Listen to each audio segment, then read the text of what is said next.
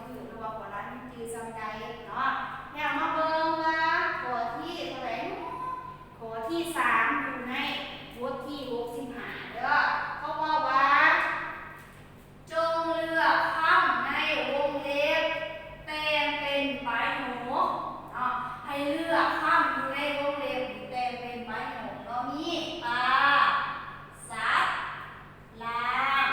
ปูโคดหอย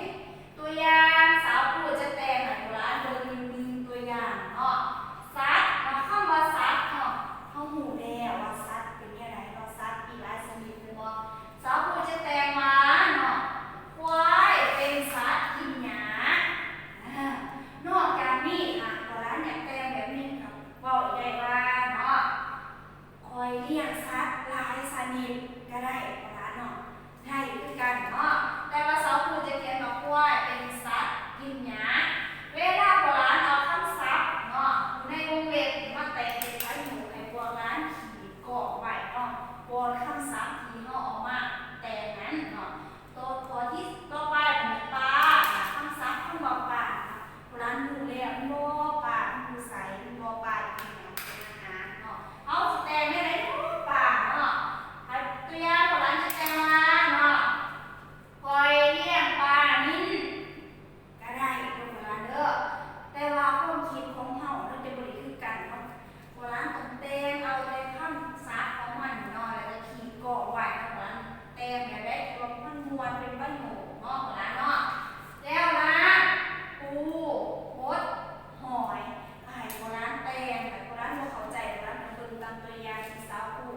แต่งให้โบราณเบิ่งเด้อ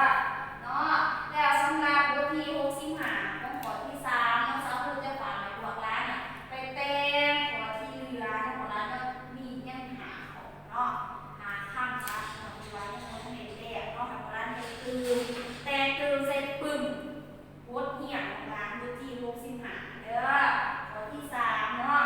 ไปแต่งแนวเดี๋ยวโทรให้สาวผู้เนาะล่ะให้บ่เข้าใจก็สามารถโทรหาเบอร์ส่วนตัวหรือว่าแชทหาที่เสิร์ชเลยสาวผู้ก็ได้นะโบราณเนาะแนวสาวผู้จะมาสอนหยังให้โบราณติดตามเนาะแล้วในบาดเพื่อนโบราณเนาะโบราณทำมันรักษาสุขภาพโบราณเนาะเวลาเฮ็ดเกี่ยวบานแล้วโบราณให้ตั้งใจเขียนแล้วให้ส่งโทรศัพท์พ่อแม่เพื่อนบ่ให้เล่นแต่ทางอื่นบ่ให้เล่นเกมหลายถ้าเล่นเกมหลายจะเฮ็ดให้สุขภาพเฮาบ่แข็งแรงเฮ็ดให้ตาเฮานี่เนาะบ่เห็นหูเนาะเพราะฉะนั้นตาบ่เห็นหูเขาจะไปเรียนหนังสือหมู่เรียนบ่ทันหมู่แม่นบ่